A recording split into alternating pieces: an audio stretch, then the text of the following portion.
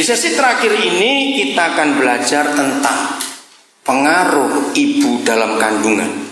Jadi anak-anak itu begini, saya mulainya belajar Januari tahun 78. Saya masih ingat betul-betul.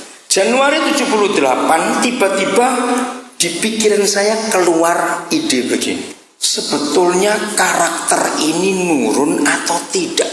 Sifat ini nurun ke anak dari orang tuanya atau tidak? Saya ini pusing. Oke, saya tanya kepada saudara, walaupun saya tahu jawabannya. Menurut saudara, sifat orang tua nurun ke anak atau tidak? Pasti nurun jawabannya. Saya mau buktikan. Nanti saudara bilang, gitu, lihat aja.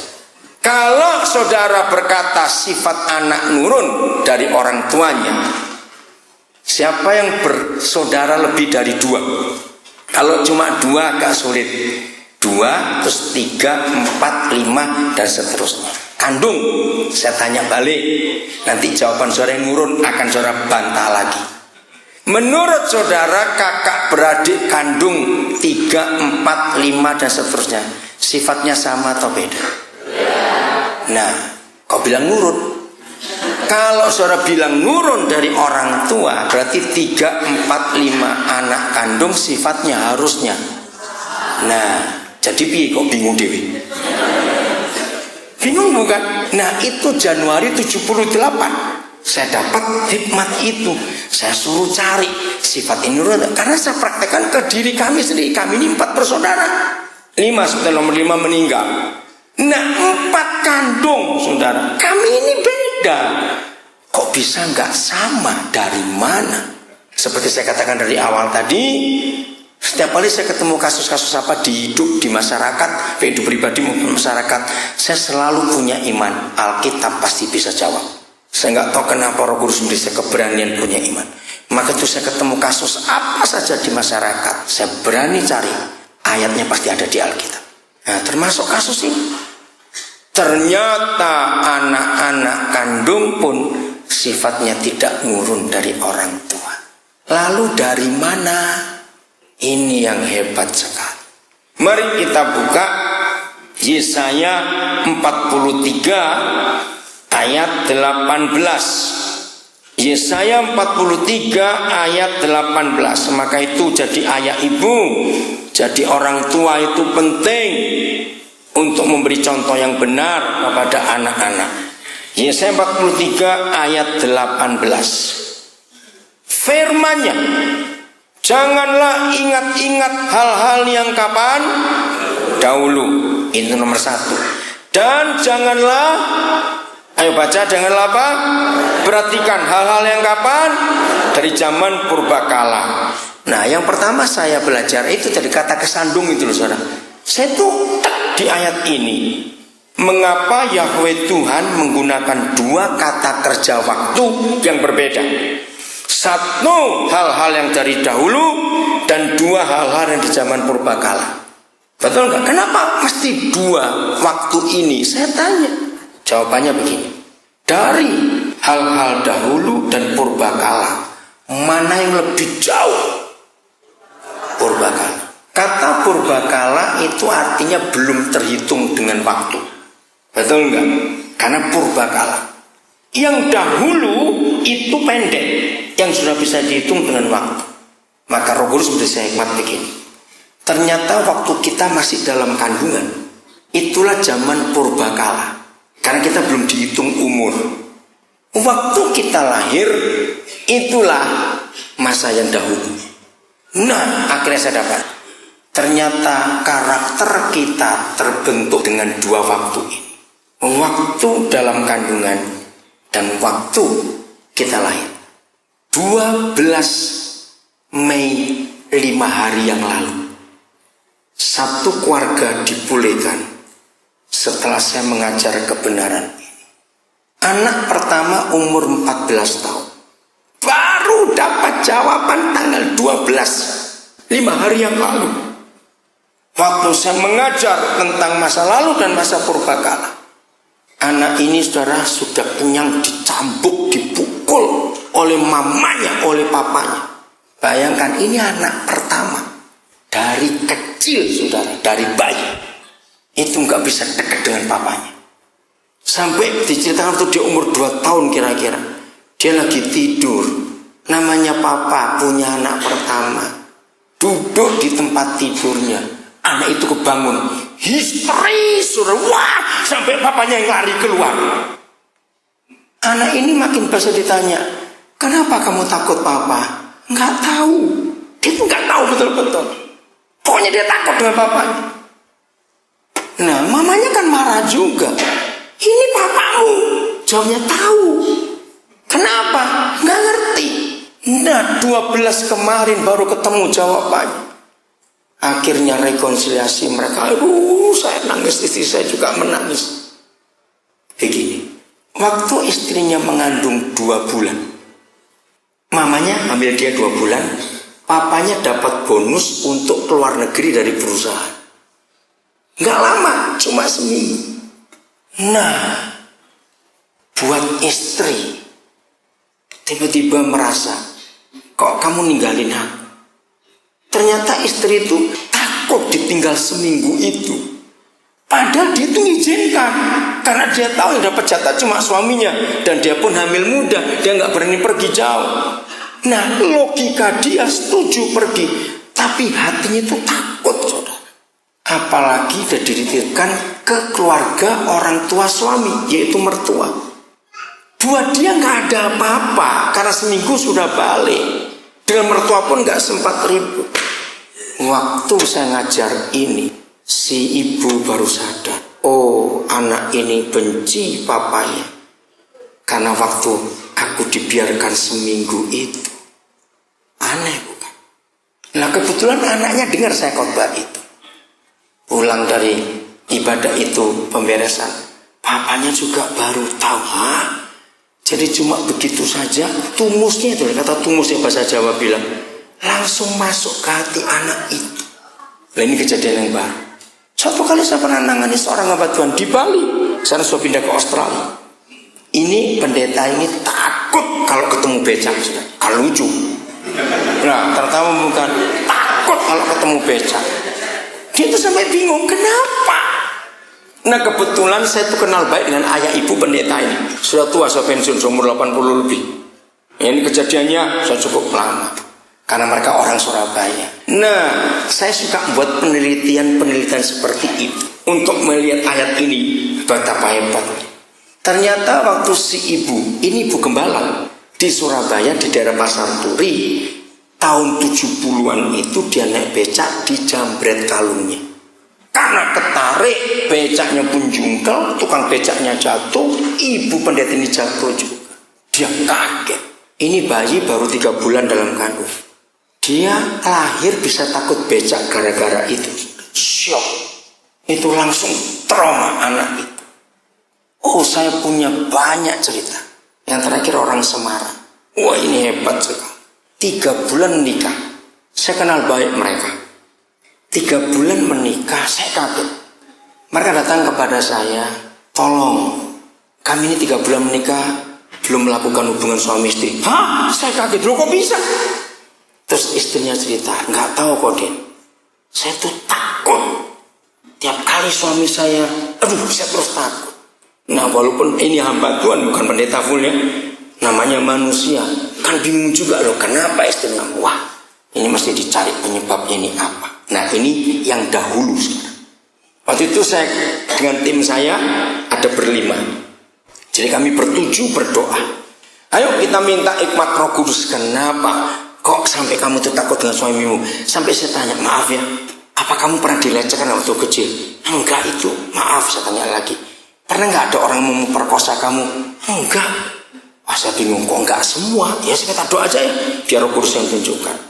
Nah, salah satu dari kami itu ada seorang pendoa. Tiba-tiba dia itu dapat penglihatan begini. Saya kok dapat penglihatan ya? Ini malam ada bapak ngangkat bayi perempuan umur 3 bulan langsung dibanting ke tempat tidur. Begitu pendoa ini menyatakan itu, ini istri kaget saudara. Akhirnya doa saya itu stop. Ayo kita diskusi. Loh, kenapa kamu kok menjerit? Iya ya, kenapa ya? Loh ya kenapa, kan bingung semua. Si suami lebih lagi, loh kenapa kamu? sepertinya saya yang dibanting itu. Oh iya. Lalu gitu kita ketemu orang tua. Kebetulan saya kenal juga. Terus kami ketemu. Waktu ketemu mamanya kaget sudah. Pertanyaan pertama dari mamanya adalah, Mama masa pernah cerita kepada kamu kalau waktu kamu umur 3 bulan papamu banting kamu? Hah? Sana kaget lagi nih anak. Wah, jadi bagaimana ceritanya? Nah, ini ceritanya. Ini keluarga Tionghoa, 4 anak perempuan semua. Hamil anak kelima, otomatis ingin anak lagi. Ini dari kandungan bulan pertama si suami sudah ngancam, awas anak ini perempuan lagi. Biasa bukan orang yang gitu. Nah, gitu lahir, perempuan. Bapaknya marah, dia nggak mau lihat. Dengar, yang punya anak pasti tahu. Anak itu merasa nggak kalau orang tuanya ada apa-apa? Merasa sekali. Maka itu ya, kalau dulu orang-orang tua kita bilang, kalau anak malam rewel, bilang, oh kembung itu kembung.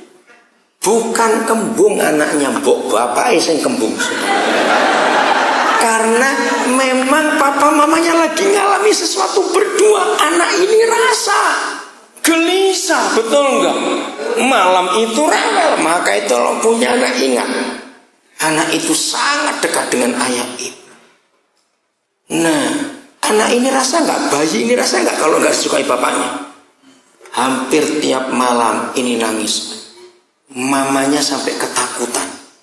Sampai mamanya jarang tidur. Karena jaga jangan nangis. Begitu nangis langsung dibekap, ya dipeluk. Karena bapaknya marah. Pernah suatu malam dia teriak, diam, jangan nangis terus.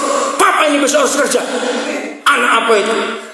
Jawab, tambah kenceng gak nangisnya dibentak? Tambah kenceng. Maka itulah hubungan anak dengan orang tua. Suatu malam umur 3 bulan. Begitu anak ini nangis, si ibu mau berdiri, suaminya duluan. Ibu mikir, kok dengarin itu, kok dia bangun. Seneng. Dia buka selang kelambu anak itu. Ketika si istri lihat dia, si suami angkat anak itu, aduh, pertama kali. Tapi yang kaget begitu dia akan dibanting juga. Karena anak itu nangis terus. Tapi berapa waktu kemudian, ini luar biasa. Usaha bapaknya, melejit luar biasa. Nah, buat orang Tionghoa berarti anak ini bawa rezeki. Betul? Nah, sejak umur 3 bulan lebih sedikit itu, ini anak dimanja luar biasa. Waktu menikah, sampai teman-teman orang-orang itu bilang, kok 4 anakmu gak segede ini pestanya? Karena ini anak kesayangan. Saudara, ternyata luka yang dialami umur 3 bulan tidak sembuh dengan manja yang sehebat itu. Akhirnya harus ada rekonsiliasi untuk disembuhkan. Papanya juga kaget. Aduh, hari itu saya ngeliat si bapak nangis minta maaf. Aduh, papa gak sengaja, gak nyangka kalau itu ada di jiwamu kau simpan. Ini pun gak tahu dia sudah jadi anak kesayangan kok. Si papa minta maaf pada mantunya juga. Maka itu dia takut dengan laki-laki. Sekarang anaknya 5. Kayak dia juga. Wah, luar biasa. Enggak, yang terakhir saya beri cerita. Suatu hari datang seorang anak laki, umurnya 23-24. Itu jemaat yang saya gembalakan. Bilang, Koden, saya mau menikah. Wah, saya syok nih loh. Setahu saya kamu tuh belum punya pacar. Kok menikah sama siapa? Justru itu masalahnya. Saya ini takut menikah karena kalau saya menikah nanti bunuh istri saya. Lah, saya tambah pusing lagi. Pacar aja belum punya, ini mau bunuh istri. Istri siapa? Saya tanya. Saya tuh sampai tepuk pundaknya. Kamu tuh sadar gak sih ngomong? Sadar gak? Kenapa? Kan bingung bukan? Pacar aja belum punya. Akhirnya saya paksa dia. Coba kamu cerita. Menikah aja belum punya pacar, belum mau takut bunuh istri, itu kan aneh. Dia cerita begini, waktu saya masih kecil, saya tuh lihat papa mama saya berkelahi dan papa bawa gunting. Ketika mau tusukkan ke mama, mama menghindar Dan gunting itu nempel, melukai kusen pintu kamar mereka. Saya ingat Koden kalau saya masih kecil masuk ke kamar, saya tuh mau raih bekas gunting, saya nggak nyampe. Jadi kamu umur berapa? Nggak tahu. Nah itu yang buat saya takut. Kalau gitu saya bilang, saya harus ketemu orang tuamu. Jangan, dia bilang jangan.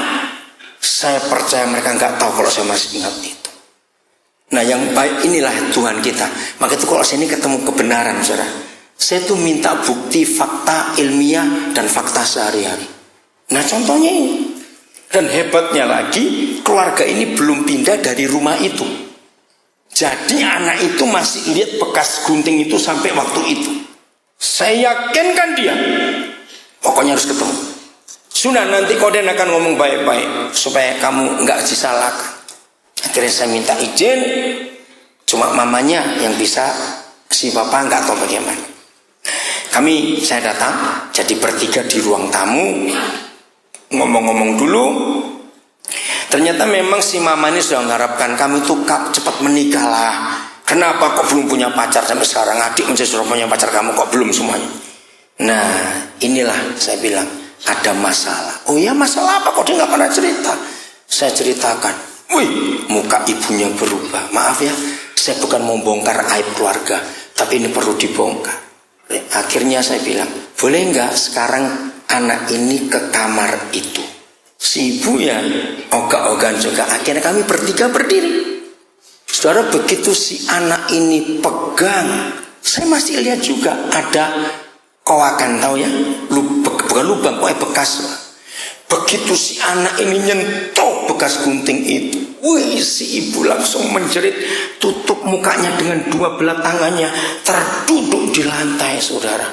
Akhirnya saya minta anak ini, ayo kita duduk. Kami bertiga duduk. Saya pegang pundaknya si ibu biar dia nangis sejadi-jadinya. Saya bisa merasakan. Jadi anak ini tahu kejadian itu. Lama, saudara. Aduh. Saya suruh anaknya juga pegang pundak mamanya. Setelah agak reda, saya bilang, ibu mau kak minta maaf, walaupun ini sulit. Akhirnya saya minta anak itu, kamu peluk mamamu dulu. Begitu anak ini peluk mamanya menangis lagi dan minta maaf pada anak itu atas kejadian itu. Bahkan atas nama papanya pun dia mintakan maaf. Anak ini yang menangis sekarang. Lama terjadi rekonsiliasi. Saya doakan mereka, minta darah Yesus menghapuskan semuanya. Saya anggap sudah selesai, reda. Kami kembali ke tempat duduk, ke ruang tamu. Minuman disuguhkan. Lama ngomong kiri kanan. Terus saya tuh coba bongkar. Kira-kira anak ini umur berapa ketika kejadian itu? Saya nggak ingat Pak Daniel. Cuma seingat saya dia itu belum punya adik. Oke. Kalau gitu dia itu punya adik itu umur berapa? Hampir 3 tahun. Oke, saya bilang 3 tahun. Kurangi 9 bulan bukan? Untuk hamilnya itu. Jadi anak itu umur berapa, Sar? Itu yang saya kaget. 2 tahun lebih. Saya shock. Anak 2 tahun merekam kejadian itu, disimpan di memorinya. Maka itu orang tua yang rajin bertengkar, bertobatlah. Anak-anak luka, lu serius, jangan tertawa. Anak-anak itu luka, saudara. Pertengkaran ayah ibu itu menyakiti hati anak, jawab ya atau tidak. Maka itu kemarin saya ngajar, kalau ada orang tua rajin bertengkar, matilah kamu. Serius. Sebab buat anak-anak, mereka lebih suka lihat kuburan bapak ibunya daripada lihat bapak ibunya hidup tapi nggak jadi berkat. Sakit anak-anak ini. Saya punya cerita banyak fakta-fakta itu antara zaman masa dahulu dan zaman purbakala. Itu terekam semua. Maka itu jadi orang tua itu nggak gampang.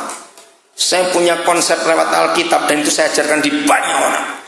Belajar menjadi orang tua itu bukan dari buku dan dari orang tua lain. Belajar dari orang tua itu dari anak sendiri. Setuju? Nah, itulah dia yang Yesus ajarkan. Belajarlah kepada anak. Saudara nggak akan hebat jadi orang tua karena baca buku. Anak kita adalah guru kita untuk kita jadi orang tua yang baik. Dan itu Alkitab yang mengajarkan. Maka itu trauma masalah harus dibuka, saudara. Tanggal 11 April saya di Makassar. Saya disuruh bertemu seorang anak muda umur 26 ingin bunuh diri. Padahal dia sukses dalam kerja. Dia belum menikah. Nah, teman baiknya itu pemain musik anak saya. Dia bilang, "Pak, cepat tolong, anak ini mau bunuh diri." Oh iya. Dia tadi gak mau ketemu saya. Dia bilang, "Untuk apa pendeta? Saya gak butuh pendeta." Terus anak saya bilang, "Dia bukan pendeta, dia temanmu." "Ah, gak kenal kok." Nah, memang saya punya cara kalau mendekati orang bukan dengan kependetaan saya. Saya mau jadi teman, saya mau jadi sahabat, saya mau dengar dia cerita. Akhirnya dia mau. Terus saya ajak doa. Nah, waktu doa Roh Kudus ingatkan, waktu kamu umur 8 tahun, itulah kejadian pertama kamu mau bunuh diri. Kamu lompat dari rumah. Saudara, anak ini menjerit. Wah, langsung saya peluk. Wah, dia guling-guling. Temannya, anak saya ini bingung juga. Biarin. Wah, dia meronta, dia pukul lantai, dia pukul badannya. Wih, saya kaget. Setelah reda, saya dudukkan dia, saya peluk dia. Nafasnya masih, karena emosi betul sambil nangis. Nah, temannya heran, anak saya heran. Kenapa kok bisa kayak begini? Cuma nyebut umur 8 tahun kamu bunuh diri. Setelah dia diam, dia bilang, hei, terus gitu. Terus saya peluk lagi. Kenapa?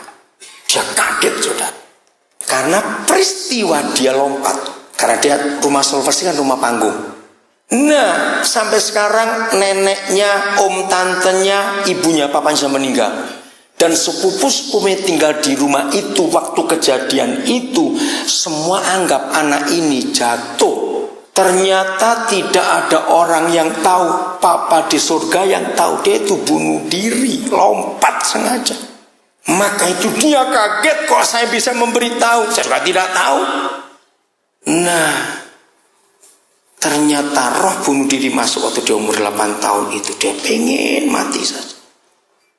Akhirnya saya harus ketemu ibunya. Ibunya syok. Jadi waktu itu kamu bukan jatuh. Bukan, Ma. Mamanya saya suruh minta maaf. Karena anak ini dipilih kasihkan sejak kecil, saudara. Maka itu dia pengen mati.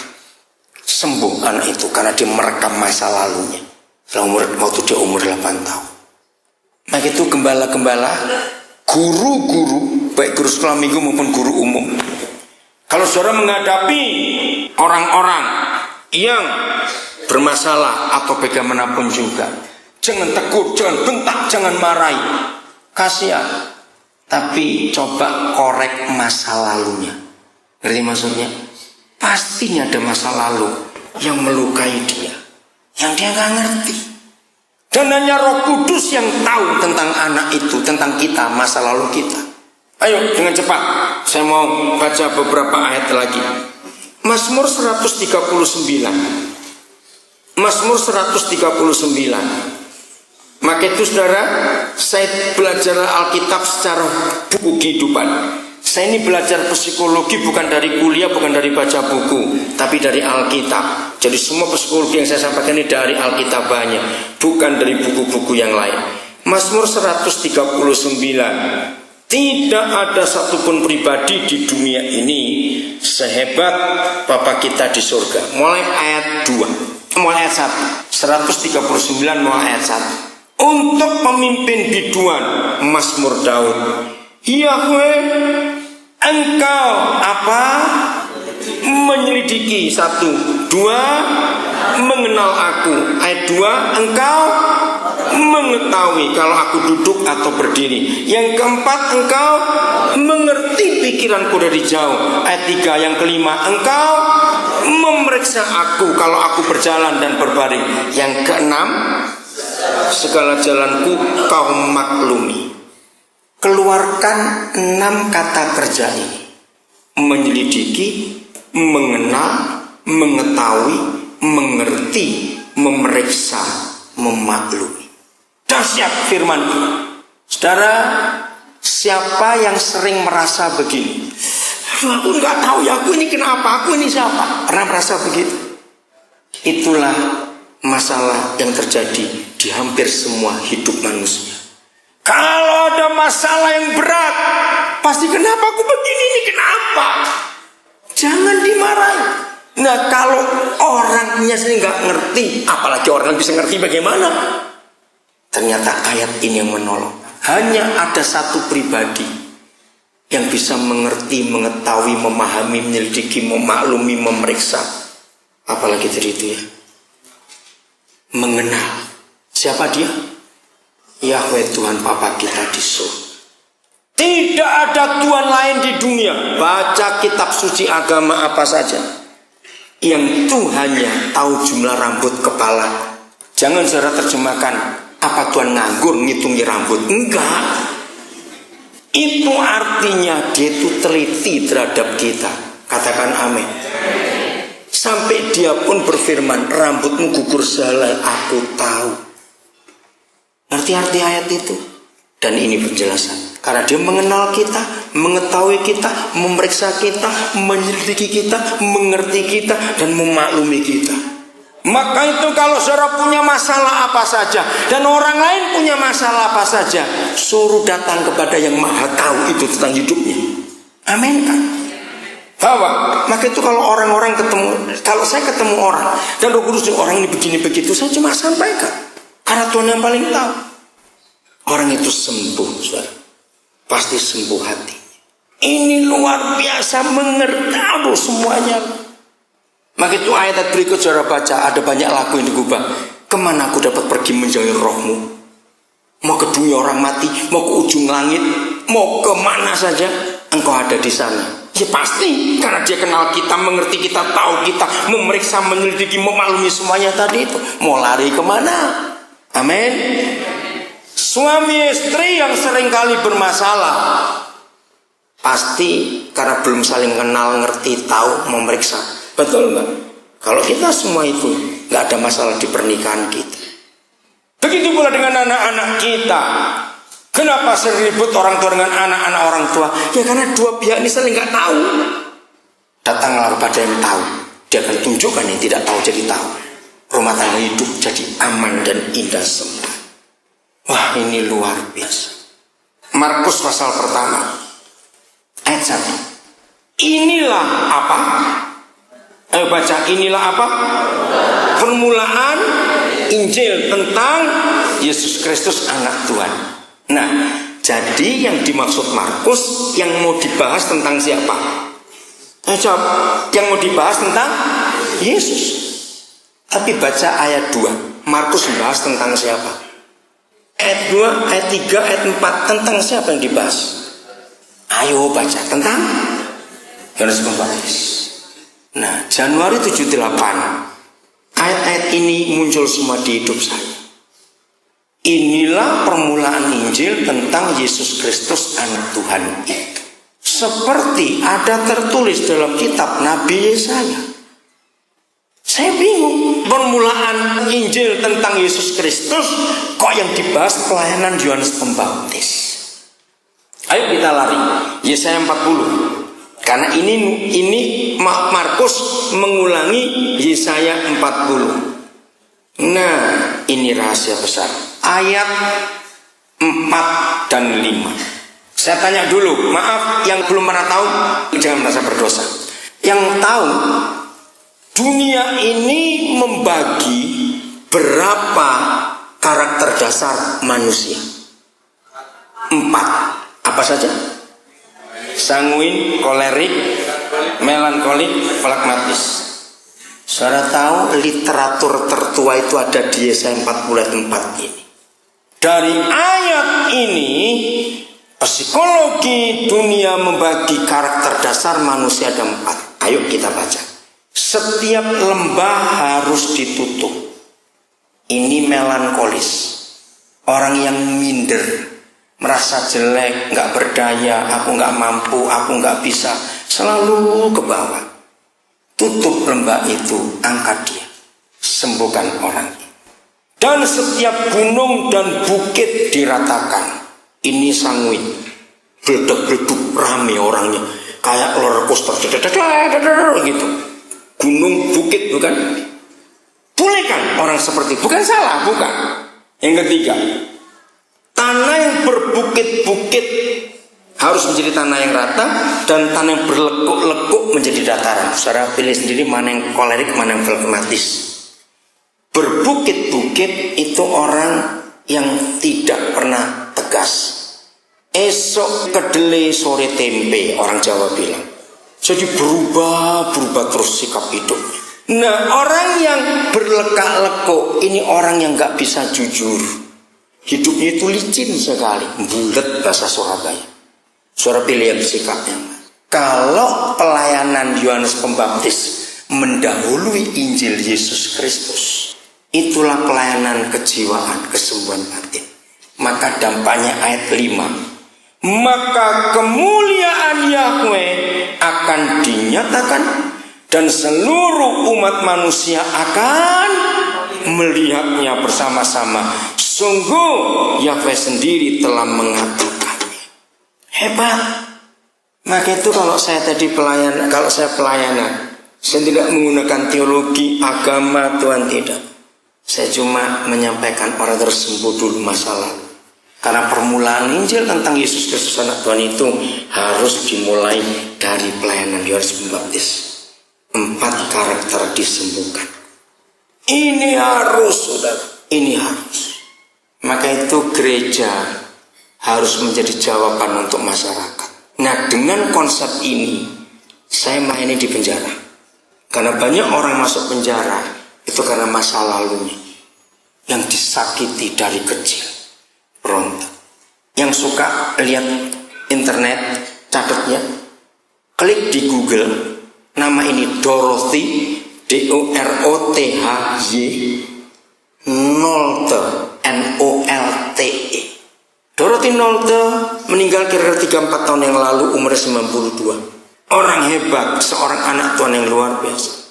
Dia menemukan konsep dari Alkitab yang dipakai oleh seluruh dunia, termasuk Uni Soviet pakai hukum dia. Hukumnya namanya hukum Nolte. Disebut children learn what they live. Anak-anak itu belajar dari hidup. Anak-anak yang bertumbuh dengan tekanan, apa-apa nggak boleh, bentakan, dia akan jadi anak yang nggak percaya diri.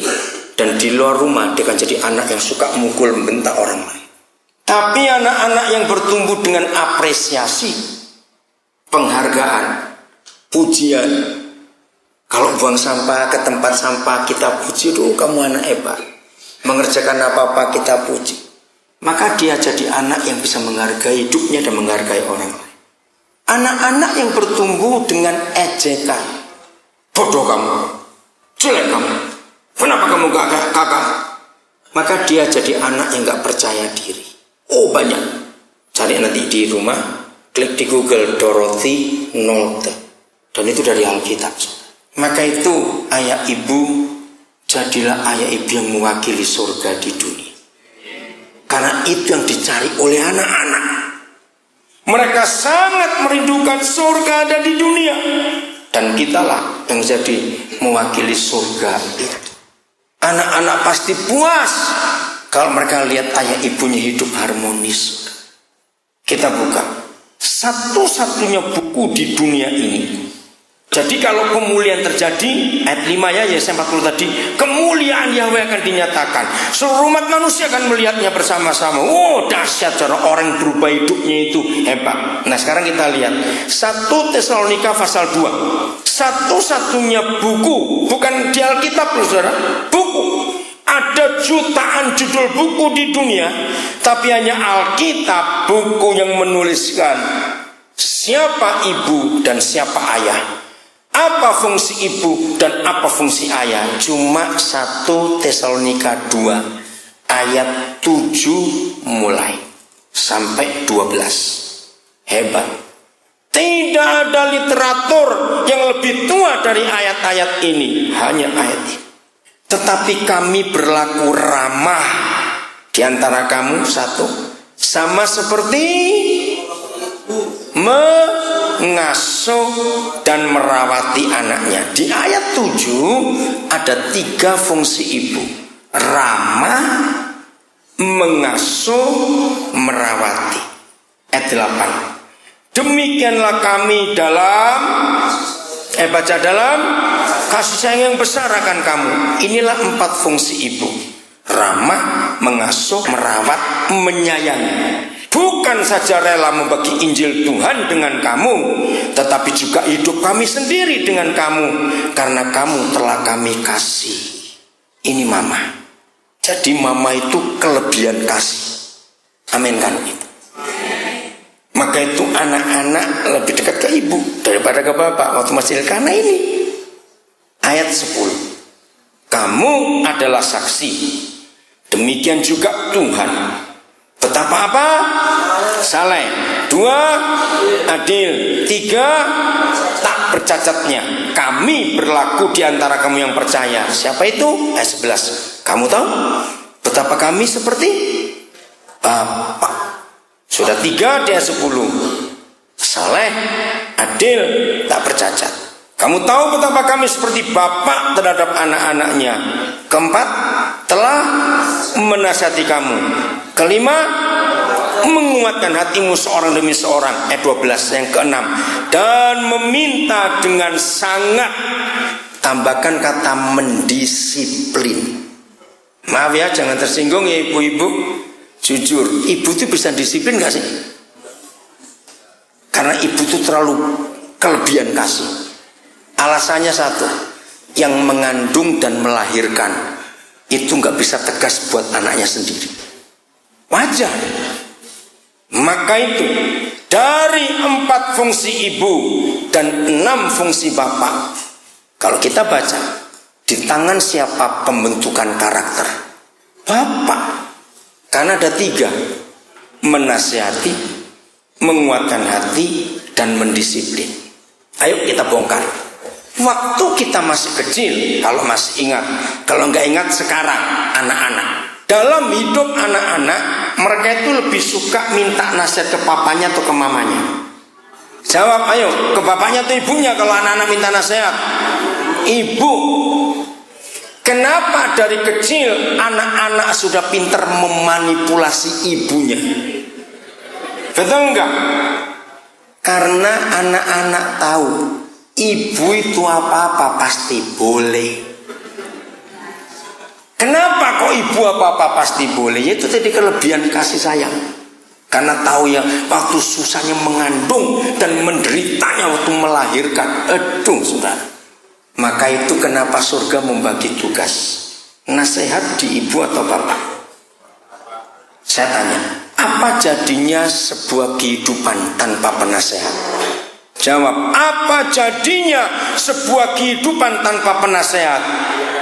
Liar. Mengapa Alkitab menulis setan itu merusak ayah bukan ibu? Begitu ayah-ayah dirusak, anak-anak pasti rusak. Sebab ketika anak-anak butuh nasihat, penasihatnya nggak pulang-pulang. Siapa itu? Bapaknya. Akhirnya ibu yang tidak punya karunia nasihat harus memberi nasihat yang tidak tepat. Jangan tersinggung ibu-ibu. Ini loh bukti bahwa Alkitab ini buku kehidupan saudara. Amin. Ini buku kehidupan.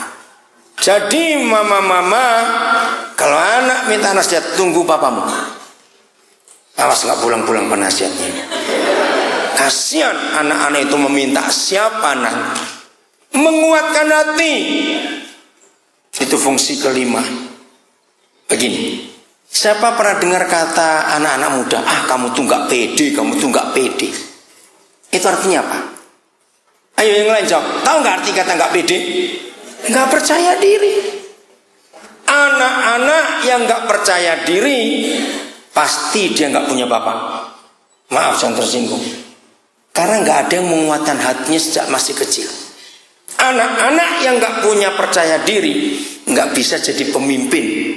Sebab dia lemah dan takut ambil keputusan. Mengapa waktu masih kecil anak-anak itu berani kalau ada bapaknya, iya atau tidak? Mau nakal, mau gelut, mau apa, kalau ada bapaknya berani kan? Nah, kenapa? Karena kehadiran seorang ayah membuat anak itu punya percaya diri. Apalagi kalau bapak berkata, nak kamu bisa, ayo kamu coba, jangan takut, ada bapak di sini. Bukti yang lain, karunia menguatkan hati itu dari seorang ayah. Siapa pernah memperhatikan baik itu anak perempuan, waktu masih kecil, umur 2 tahunan sampai umur sekian tergantung kekuatan ayah. Kalau lagi main dengan bapaknya, terus dilempar ke atas, anak itu takut atau tidak? Nah, minta lagi malahan kok. Asal jangan ada mamanya, cerit-cerit nanti ibunya. Mengapa anak-anak itu nggak takut kalau main dengan bapaknya terus dilempar? Itu salah satu teknik menguatkan hati anak. Anak jadi berani, saudara. Hebat Alkitab ini. Maka itu fungsi papa dan mama kita harus tahu bedanya. Jangan dibolak-balik, rusak semua itu anak-anak. Mendisiplin. Ayo kita buka 1 Raja-Raja 1 ayat 6. Ini keluarga yang diurapi, bisa salah dalam disiplin anak sampai hancur. 1 Raja-Raja 1 ayat yang ke-6. Coba perhatikan itu. Enggak? Tentang siapa itu? Adonia, anaknya siapa? Siapa tahu Adonia ini anak yang jadi berkat atau anak yang memalukan orang tua? Memalukan. Nah, ini penyebabnya. Sebab dari kecil Daud nggak pernah ngapakan? Menegur, nggak pernah mendisiplin, nggak pernah ada kata kenapa kamu buat itu, nggak. Alasannya alasan klasik, anak pertama cakep, laki anak pertama cakep, wah dipuji habis. Maaf ya, saudara lihat keluarga-keluarga, anak pertama laki, lalu seperti itu cucu dalam berat kakek neneknya. Mengapa hampir rata-rata anak-anak pertama di banyak keluarga, anak itu buat susah orang tua, sudah kawin pun buat masalah, masih gandul orang tuanya. Ketemu nggak anak seperti itu? Karena dimanja, jadi nggak bisa tanggung jawab, nggak bisa kerja. Jadi 6 fungsi papa dan 4 fungsi mama harus diterima lengkap oleh seorang anak. Maka anak itu akan menemukan harta terpendam dalam hidupnya, karena ditolong oleh 2 orang ayah ibu yang luar biasa. Maka itu penting sekali untuk kita tahu kebenaran ini. Catat ya, betapa hebatnya. 3 yang pertama, papa itu memberi contoh. Saleh, itu artinya takut Tuhan. 2, adil, papa nggak boleh pilih kasih, anak sakit hati. 3, tak bercacat. Ini rahasia besar. Dengar, waktu kita masih kecil, di mata anak-anak, antara ayah dengan ibu, siapa yang boleh salah dan siapa nggak boleh salah? Ngerti pertanyaannya? Gini, saya balik pertanyaannya. Buat anak-anak, siapa yang lebih cepat dimaafkan kalau salah, ayahnya atau ibunya? Ini yang saya cari rahasia. Mengapa buat anak-anak ibu itu boleh salah dan anak maklum, tapi kalau bapak salah anak berontak? Jawab ya atau tidak?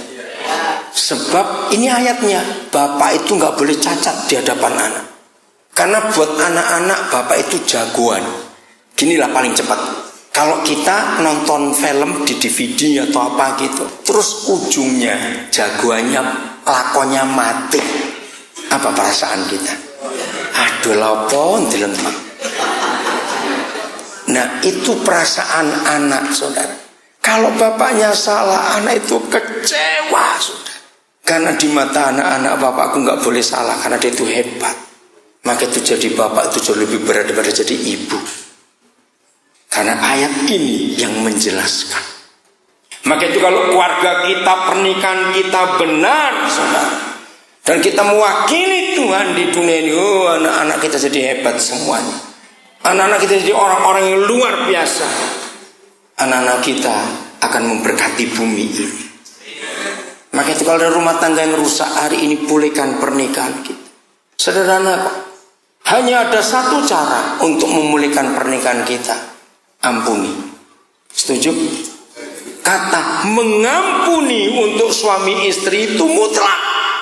Kalau kita tidak mau mengampuni, kita akhirnya saling menyalahkan satu dengan yang lain. Saya akan akhiri dengan satu ayat. 1 Korintus 13 ayat yang ke-7. Suatu hari begini pemikiran saya. Apa?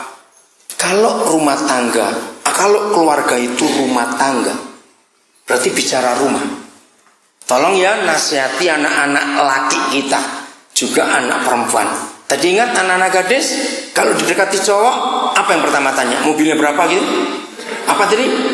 Tuhan berfirman apa? Nah, nomor 2 begini. Tuhan Yesus mengajar, belajarlah kepada burung. Karena ingat, lihat burung-burung di udara. Masih ingat ya? Nah, saya tuh belajar dari burung tentang pernikahan. Ternyata sampai kapanpun, sejak kapanpun, tidak ada burung goblok kayak kita. Burung itu sebelum kawin, apalagi betinanya punya telur dan mengerang, pasti buat sarang dulu. Jawab iya atau tidak? Maka itu anak laki-laki, buka kupingmu. Kalau engkau mau menikah, tuku lawang siji belum bisa, awas bilang mau kawin. Awas terus bilang yang tinggal di rumah di taman mertua indah atau goblokmu. Jadi gadis-gadis, kalau engkau didekati cowok, tanya sudah ada rumah belum? Bukan materai, bukan. Karena kejadian 2:24, sebelum ada mertua dan orang tua di dunia, firman sudah berkata, laki-laki akan meninggalkan ayah ibunya dan bersatu dengan istrinya. Jadi ini konsep penting. Walaupun nyewa, nggak apa-apa, pokoknya rumah sendiri. Harus. Maka itu kalau saya konseling pernikahan, terus ini mbok-mbokan, tahu kata mbok-mbokan? Anak mama, saya nggak akan kawinkan, batal. Kalau anak mama dikawinkan, mantu nih cepat mati. Kenapa kira-kira? Iya, diutek-utek terus. Anakku bawa pakai, anakku bawa pakai, terus gitu. Anak mama kok akan diganggu terus menantu itu, nggak bisa tenang. Nah, gitu, ingat ya. Kalau saudara masih menganggap anak saudara anak kecil, jangan dinikahkan walaupun umur 30-an. Banyak nggak orang tua egois seperti itu? Egois orang tua seperti itu. Nah, itu sebabnya rumah tangga itu bicara rumah. Kalau bicara rumah, kecuali bicara fondasi, bicara tiang, betul nggak? Nah, minimal sejelek-jeleknya rumah, sekecil-kecilnya rumah, sebesar-besarnya rumah, minimal tiangnya berapa? 4, jangan bilang 3. Jangan, apalagi 1, payung namanya nanti. Oke, tiangnya pasti 4. Nah, saya tuh tanya Papa di surga, Papa, ayat mana yang menunjukkan 4 tiang pernikahan? Karena rumah yang goyang harus diperiksa tiangnya. Pasti tiangnya ada yang bermasalah. Nah, sama rumah tangga yang goyang, periksa tiangnya.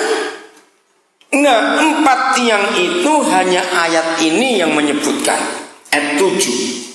Kasih itu bagaimana? Baca ayat 7, 1 Korintus 13. Kasih itu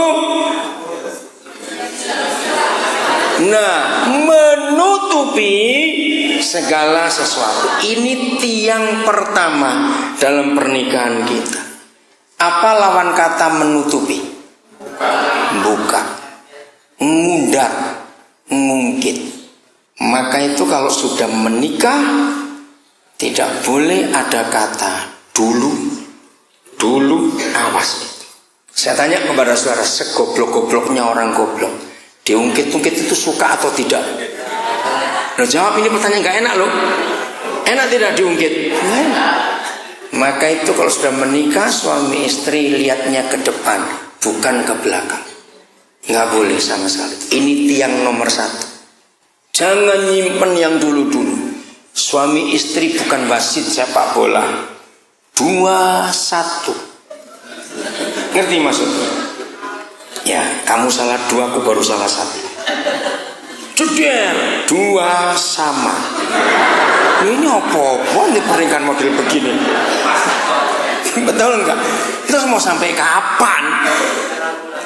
Maka itu tiang pertama ini penting, katakan amin. Semua tiang itu penting. Itu rumah tangga kita aman, saudara. Awas, jangan ungkit-ungkit masa lalu, tutup yang selesai. Ke depan masih banyak kita urus. Tiang kedua, kasih itu percaya segala sesuatu. Dengar ya. Hanya ada satu hal yang membuat rumah tangga itu hancur. Bukan 2, bukan 3. Yaitu curiga. Betul atau tidak? Loh ya atau tidak? Bayangkan sebuah pernikahan terus saling gak percaya. Yang lebih goblok lagi, percaya SMS lagi. Banyak gak rumah tangga hancur gara-gara SMS nganggur itu loh. Nah goblok itu namanya. Ya maaf saya berkata. Loh SMS kok dipercaya, yang barang gratis. Betul? Kan orang bisa nulis macam-macam gratis aja kok. Kalau tuh bayar murah cuma 100 rupiah atau berapa. Nah mengapa suami istri gak saling percaya pasangannya? Awas. Pokoknya begitu kita menikah, walaupun orang tua, maaf, itu orang luar, disebut keluarga itu cuma suami istri, anak-anak, titik. Banyak rumah tangga bermasalah karena orang tua, mertua, kakak, adik masih terlibat dalam keluarga. Itu salah. Setuju saya ngomong ini? Itu firman Tuhan. Jadi pisahkan. Jangan dicampur aduk. Maka itu tiang kedua ini buat saya soko guru istilahnya. Tiang yang paling penting, percaya. Suami istri yang sudah nggak saling percaya, mereka sudah cerai sebelum ke pengadilan. Betul tidak? Nah lebih celakanya lagi, nggak percaya kok masih tidur bersama. Itu pelacuran. Loh maaf ya. Orang ke pelacur kan nggak perlu tahu ini siapa-siapa. Nah sama.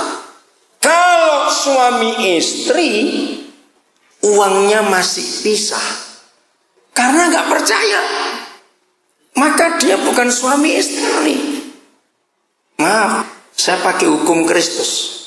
Maka itu kalau ada yang menikah saya konseling lalu pisah harta, saya batalkan. Apalagi kalau orang tua yang menyuruh, sebentar, bawa pergi anakmu, nggak usah dikawinkan. Mereka kaget. Loh kenapa? Dengar, saya tanya sudah. Hanya ada satu alasan, bukan 2, bukan 4. Ketika orang tua akan mengawinkan anak dan pesan dulu pisah harta, alasannya apa? Cuma satu. Jawab, alasannya apa? Nah, supaya kalau cerai nggak repot-repot. Kan gondeng dan goblok ini mbok bapak. Anak belum menikah kok diharapkan cerai. Jawab iya atau tidak? Ini biasanya orang Tionghoa, orang Batak yang kurang ajar kayak begitu. Maaf saya ngomong. Jawa ke juga. Bertobat. Ingat itu baik-baik. Logikanya itu di mana? Menikah aja belum, kok sudah dipersiapkan cerainya? Kalau nggak gendeng goblok apa meneh wong iki. Maaf saya berkata kasar ini saudara. Apalagi hukum Kristus berbunyi, sebab di mana ada eemu di situ ada eemu. Apa itu? Ayo baca teruskan. Sebab di mana ada donyomu, hartamu di situ ada hatimu. Nah ini dia. Jadi kalau harta pisah, hatinya. Nah, opo arane hati pisah goblok, cerai ku pegatan. Loh betul tidak? Jadi kalau sudah nggak percaya soal keuangan, ngapain kawin? Jahat uang itu saudara. Banyak keluarga Kristen pisah harta bertobat. Enggak betul. Makin orang kaya sama sesuraya gini nih dosanya tadi itu. Dosanya banyak sekali orang kaya itu. Suami istri handphonenya pakai PIN, harus saling ngomong PIN-nya piro. Suami istri kalau lagi terima telepon tidak boleh melayu atau bisik-bisik tutupan bantal, awas. Suami istri harus tahu isi SMS dan telepon ke siapa. Suami istri nggak boleh berak sambil bawa handphone, takut didelok, awas. Ini banyak hal-hal kecil dalam rumah tangga yang kita nggak tahu. PIN ATM harus saling tahu nomornya, awas. Loh, serius sudah. Pokoknya tiang kedua ini banyak yang dibahas dalam pernikahan, sudah. Karena kalau tiang kedua ini hancur, berarti sudah nggak benar rumah tangga itu. Berarti bukan suami istri lagi, betul? Karena sudah nggak percaya kok. Nah, anak-anak yang celaka, mereka lihat ayah ibu di rumah, tapi kok kayak musuhan terus ini. Kalau sisipan melengos, satu di dapur nyusul, satu pindah lagi kemana. Loh, ini apa-apaan ini? Awas yang begitu. Kasihan anak-anak. Banyak untuk tiang kedua ini kita bahas. Yang ketiga, kasih itu mengharapkan segala sesuatu.